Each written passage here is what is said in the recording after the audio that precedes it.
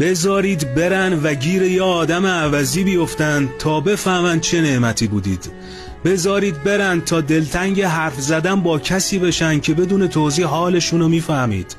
بذارید برن تا مزه نادیده گرفته شدن، قضاوت شدن، تحقیر شدن رو بچشن.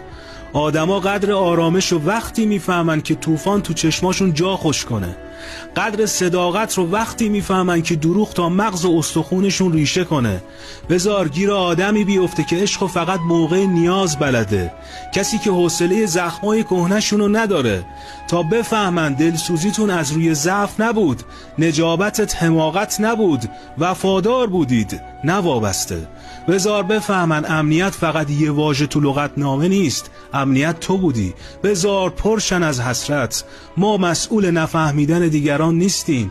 بعضیا فقط با سیلی روزگار میفهمن، نه با